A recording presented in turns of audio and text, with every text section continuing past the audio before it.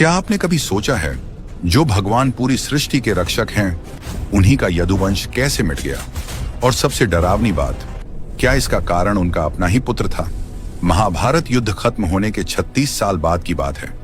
द्वारका में यदुवंशी इतने शक्तिशाली और अहंकारी हो गए थे कि उन्हें कोई परवाह नहीं थी। वो दिन रात मदिरा पीते, मौज मस्ती करते। श्री कृष्ण और जाम्बवती का पुत्र था सांब। दिखने में इतना सुंदर कि देवता भी जलते थे, लेकिन स्वभाव में दुष्ट और उद्दंड। वो और उसके साथी यदु बालक हमेशा शरारतें करते। एक दिन विश्वामित्र, कर्ण और नारद जैसे महान ऋषि द्वारका आए। सांब और उसके दोस्तों ने मजाक करने की सोची। उन्होंने सांब को स्त्री वेश बनाया, पेट पर तकिया बांधी और ऋषियों से पूछा, हे ऋषिवर, ये गर्भवती है, बताइए पुत्र जनेगी या पुत्री? ऋषि समझ गए ये अपमान है।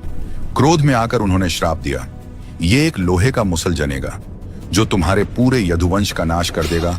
सांब के उदर से सच में लोहे का मुसल निकला।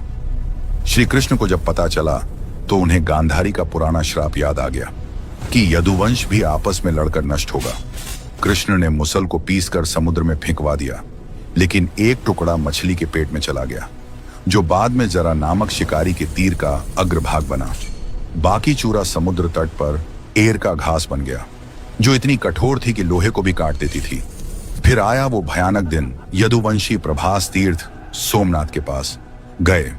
वहां दिन रात मदिरा पीते, नशे में चूर होकर पुरानी दुश्मनी निकालने लगे। सात्यकी और कृतवर्मा की लड़ाई से शुरू हुआ। अचानक उन्होंने देखा तट पर वो एर का घास। नशे में उन्होंने उसे उखाड़ा और हथियार बना लिया। आपस में मारकाट शुरू हो गई। सांब, प्रद्युम्न, सभी बड़े बड़े योद्धा मारे गए। कृष्ण ने रोकने की बहुत कोशिश की, लेकिन समय का विधान था। अंत में सिर्फ बलराम और कृष्ण बचे। बलराम योग में समाधि ले ली।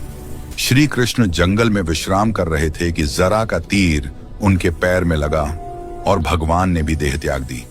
सोचिए, जब नशे से भगवान का वंश तक नहीं बचा तो इंसान क्या चीज है?